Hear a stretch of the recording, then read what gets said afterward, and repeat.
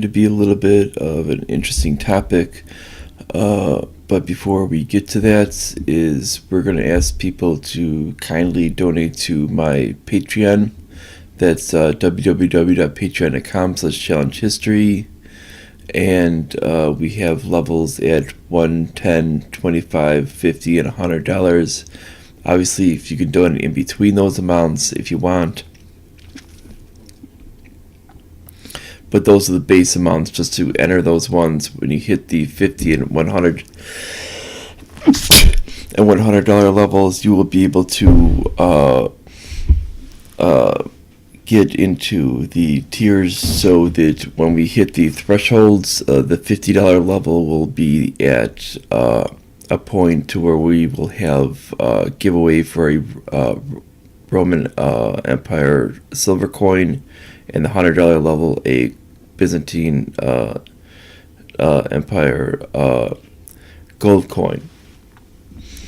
Just as a reward for those who are joining those levels, I will eventually create ones for 25, 10 in the base levels when we get enough people on those for people that are joining.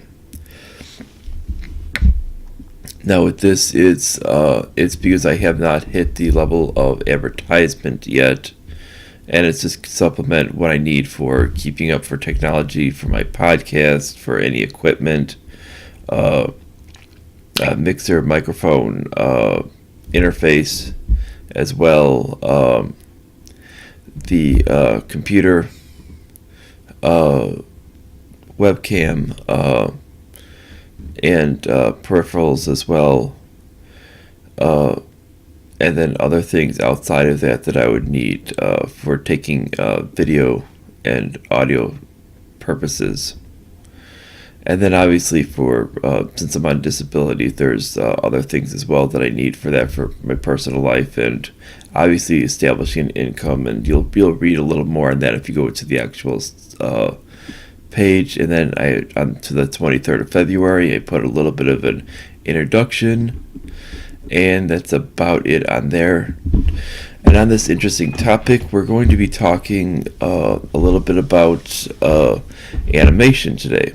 I know this is a little bit weird from what you're probably expecting from me when you've heard a lot of political issues and a lot of historical issues, mainly focusing on the Americas and Europe. But here we're going to be talking about animation. It's going to be a little bit more on within recent, from 90s to 2000s. But when people think of animation specifically, they're probably thinking that when you think of American animation, it's always done in America. Well, frankly, that's actually not the truth. We actually have a lot of our animation that's actually split, and a lot of it's done overseas, and we only do a fraction of it here. And this is so we can actually produce it at a fraction of the cost, so it doesn't become overwhelming. Because what usually we have here is, many cases, is where we will only do the voice acting and the and a lot of times the character models here through the basic like motion sensor type of things, for making it easier for the artists. And that's really what we end up doing here in a lot of these films and animation series. What ends up happening is, in many cases, for a lot of these series, we end up doing a lot of them overseas. And one of the major studios actually happens to be Toon City Animation. Now this is in Mandaluyong, and Miguel de Rosario is the president and chief executive officer of the team. And they basically they work on a lot of the animation that a lot of people have been getting to know over the years. And if you look at their who they've worked with, if you start to go with their clients, they've worked with Disney, they've worked with Universal, Warner Brothers, and they've done through stuff through CGI and through Flash. And then if we start to look at where the location is, just so you can kind of get an idea, my fiance lives in Soho private residences in Mandaluyong as well. So you can kind of see this is where my fiance lives, and this is where they're at with it. So they're actually in distance-wise, when we start to actually, let me switch this over, see if we can't put into miles. And you can see they're, if you drive, they're a mere 0.8 miles away. And if you walk, it's basically only a 15-minute walk. And when we start to, now if we start to look at some of the things with it, they've worked with, you can actually add other things, even Nickelodeon, onto their list for the different things. For TV series, 101 Dalmatians, the animated series, Aladdin, the animation series, Angry Birds, Bonkers, Brandy and Mr. Whiskers, Bratz, Bunnyculo. That's Warner Brothers. It's also featured on. You also can see that on Boomerang if you have like a thing with Nick Splat on VRV, or if you have it through Amazon Prime. I know they offer that series. Buzz Lightyear, that's Disney and Pixar. Curious George, that's I believe that you can watch that through PBS. That's 2006 to present. They've done that. Dawn of the Croods, DuckTales, Emperor's New School, that's Disney. Gargoyles, they did. Hercules, the animated series. House of Mouse. Jake and the Neverland Pirates, Jungle Cubs, Kim Possible, The Land Before Time, Legend of Tarzan, Lilo and Stitch, the series, The Looney Tunes Show, just 2011, the first series, The Mighty Bee, that was 2008. They only did a few episodes. They did 4 of them, or sorry, 5 on that. That's on Nickelodeon. Mighty Ducks, the animated series. What else? The New Adventures of Winnie the Pooh, Quack Pack, Recess. The first 2 series of Rick and Morty. Star versus the Forces of Evil. That's a fairly new one on Disney. And they did the first series. Teacher's Pet, Timon and Pumbaa, Tom and Jerry Tales. That's more of a recent one, a recent incarnation of Tom and Jerry. Voltron Force, films. Mickey's House of Villains, that's 2002 from Disney. Teacher's Pet, 2003 from Disney. The Jungle Book 2, 2002 from Disney. Piglet's Big Movie, 2003 through Disney. Bambi 2, 2006 through Disney. Curious George, 2006 through Universal. What else? Direct through film. The Lion King 2, that's 98 through Disney. Hercules, 0 to Hero, 99 through Disney. Mickey's Magical Christmas, Snowden at the House of Mouse, 2001 through Disney. Tarzan and Jane, 2002 through Disney. Mickey's House of Villains, 2002 through Disney. Atlantis, Milo's Return, 2003 through Disney. Winnie the Pooh, Springtime with Rue, 2004 through Disney. Bratz the Video, starring and styling, 2004. MGA Entertainment. Mickey, Donald, Goofy, The Three Musketeers, 2004 through Disney. Tom and Jerry Blast Off to Mars 2004 Warner Brothers. Tarzan 2 2004 2005 Disney. Croc's New Groove 2005 Disney. Bambi 2 2005 Disney. Bah Humpduck, a Looney Tunes Christmas 2006 Warner Brothers. The Fox and the Hound 2 2006 Disney. Cinderella 3 A Twist in Time 2006 Disney. Disney Princess Enchanted Tales Follow Your Dreams 2007 Disney. The Little Mermaid Ariel's Beginning 2008 Disney. Curious George 2 Follow the Monkey 2010 Disney. So you can see basically is there actually a quite productive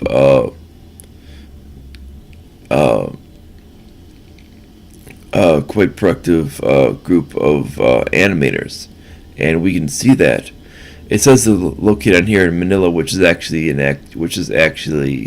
not true. That this is on Wikipedia. We know that if we go out to here, we know if we get the actual thing, we can get the actual location, which is Mandaluyong, which is actually not Manila. It's actually part of Metro Manila, which is actually not actually in Manila itself.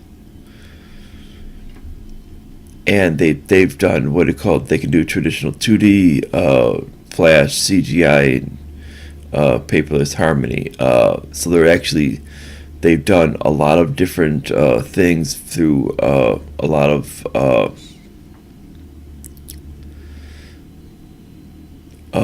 through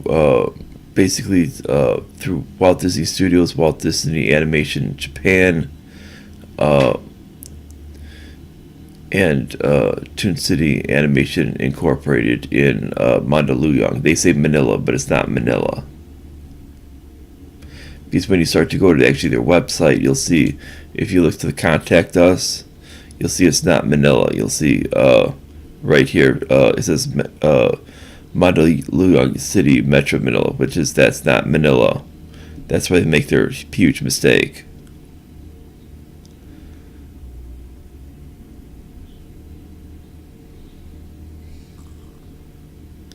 And they have their links with it. You'll see on social media.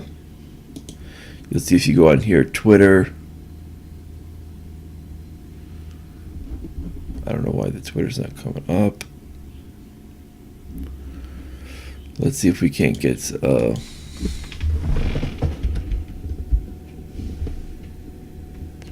my Twitter right here, and then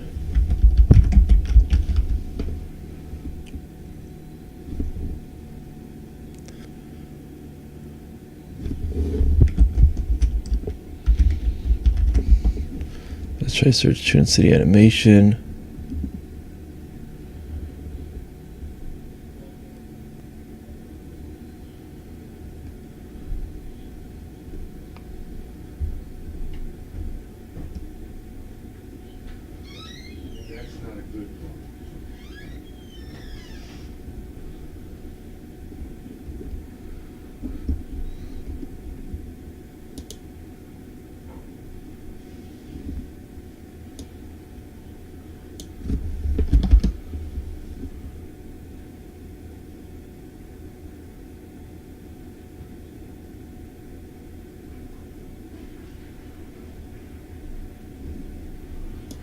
Yeah, right here. Here it is. They haven't done a tweet in a while, though.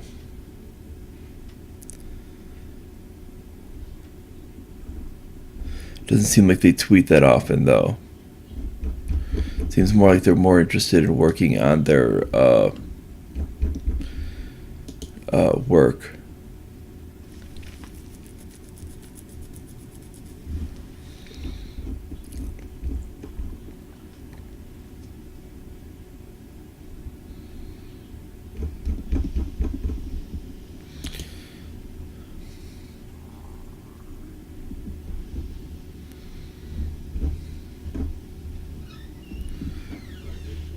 Yeah, so it's but when we start to look at, we can see that this just kind of proves that when you start to look back at your I mean, you could look back at your childhood with it. I mean, unless you're like uh, back when they were originally producing a lot of the full animation, not the partial animation. But when they started going, when it started making animation into a world market, it's really changed the way animation worked, especially when you started getting into the 80s and into the 80s and 90s. It started to expand how animation was done, and this is really key. And animation was really done where people were actually getting their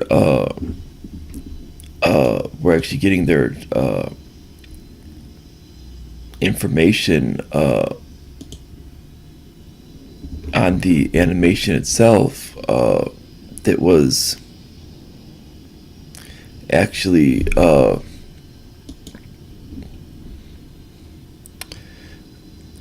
they were actually getting that information that was not from necessarily the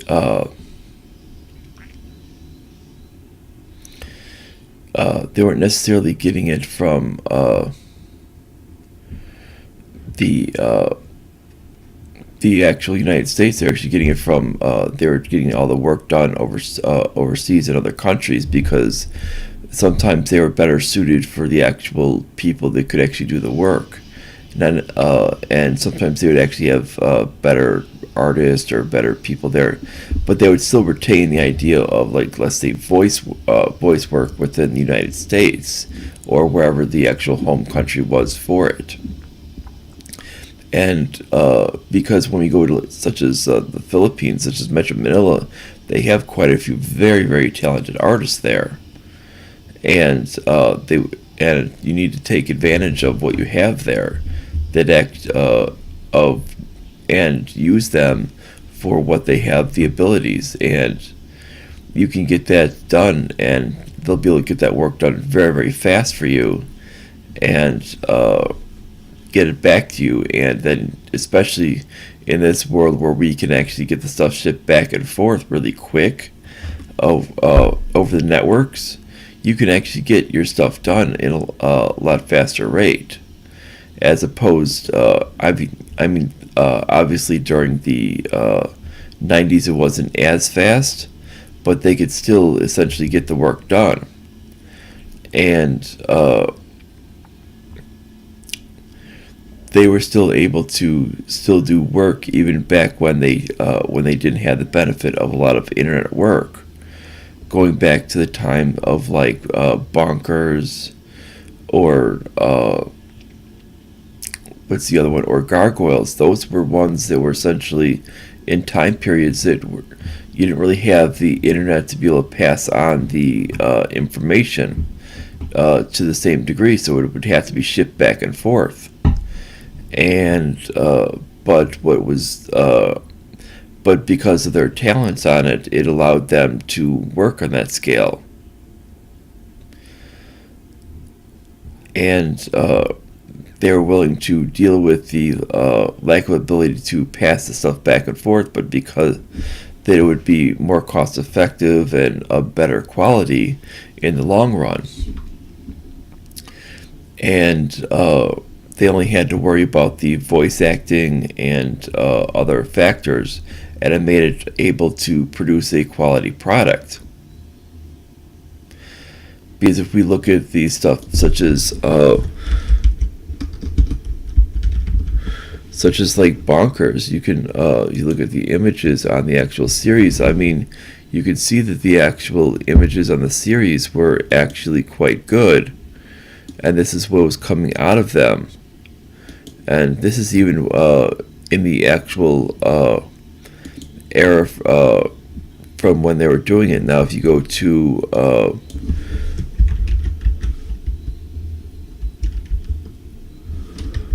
Gargoyles, you'll see that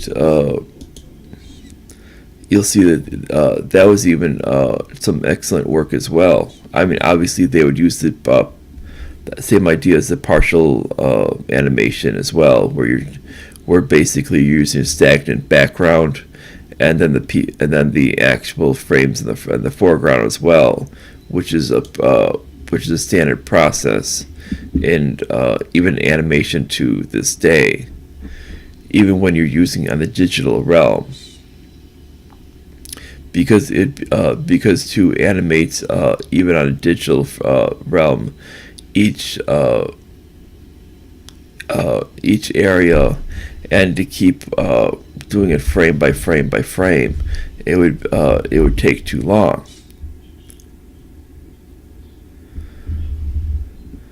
And that's why they do that in that manner. And that goes back to, like, originally they would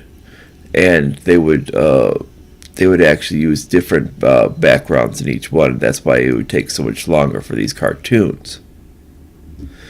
But that's why when you look at some of the original Warner Brothers cartoons, they took so much longer to produce, weren't as long, and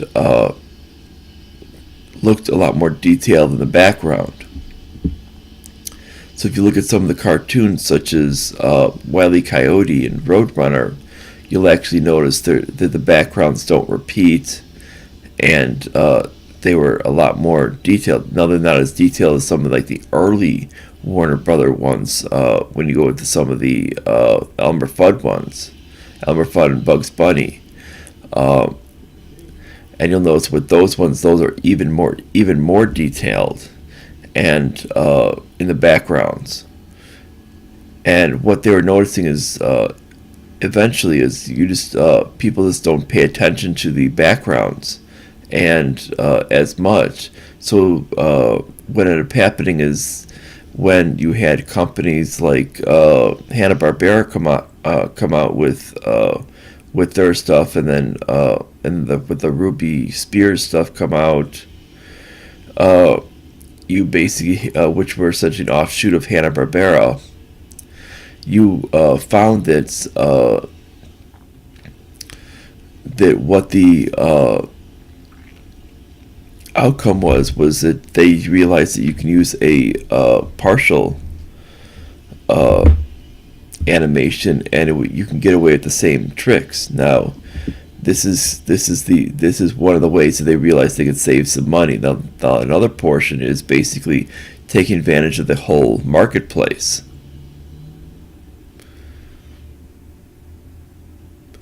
And allowing basically the global marketplace, and taking advantage of what you can get the best quality at the lowest price, to basically ensure that you're not going to be spending a lot of money and getting a narrow profit margin.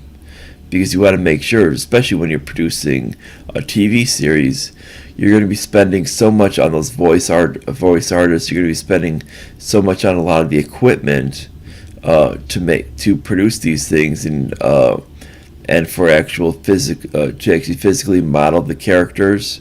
And a lot of the times with it, to when you get down to the actual art of the actual characters, after you've kind of modeled them to begin with, is after you've gotten to that point, once you get to the actual art form and want to kind of get to the actual details, you don't want to be spending a lot of extra money and starting to waste a lot of things when you do not know how well the series is going to take off.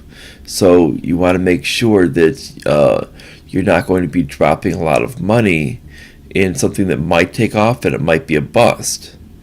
And that's where something such as an animation studio that might be a little bit more affordable but still delivers high quality people is definitely an option. I mean, you don't want to necessarily go with people in your own country that are basically that are just coming directly out of art school, that really have no experience. You want experience and you want affordability.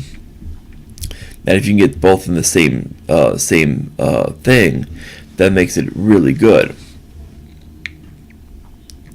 And that's what sometimes going with other countries that have a lower cost of living end up giving you the benefit of. It's not basically taking advantage of, you're not saying, oh, you're taking advantage of slave labor. You're not. You're taking advantage of lower cost of living.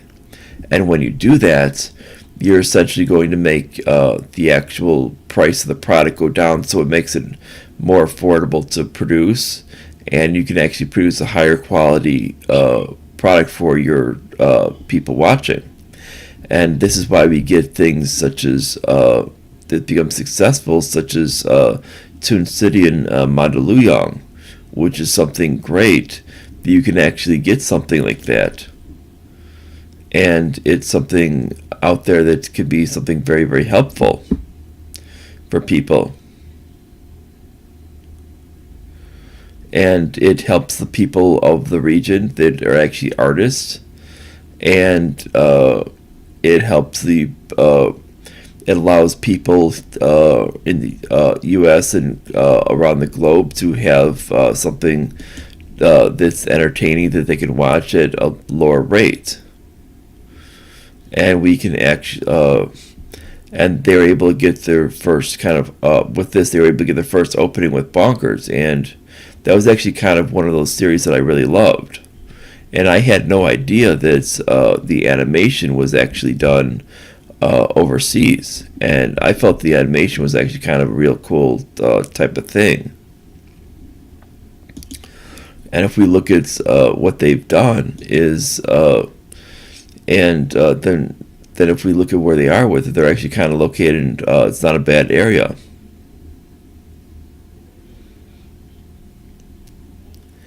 And because they're not too far from the mall. If you look at the mall with it, the mall is just right up here, so not too far from the mall, and it's just a little bit a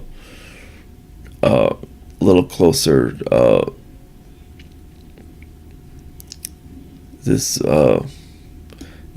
Little south west of the mall.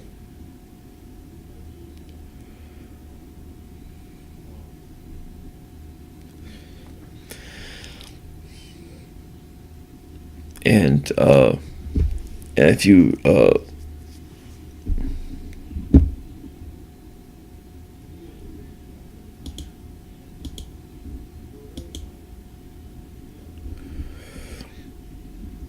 so if one would walk from her, from my fiance's apartment or condo, it would take about 15 minutes.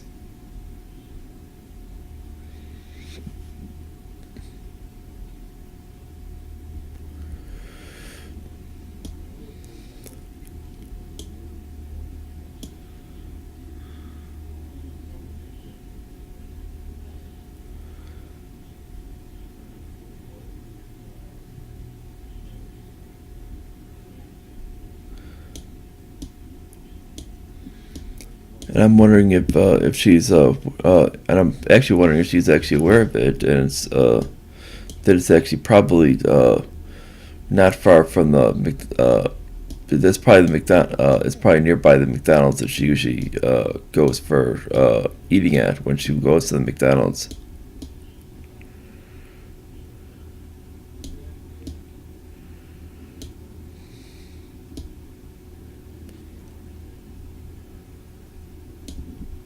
And that's about it with it. We're going to wrap this up. If you like it, like, subscribe, click the notification bell. Make sure you share this. Make sure you share this all the way around your social media, to your friends and everyone else. And make sure that you basically tell them about my. If you can't go by Patreon here, and donate. Make sure you share it with someone else who can. And that's about it. Bye, everyone.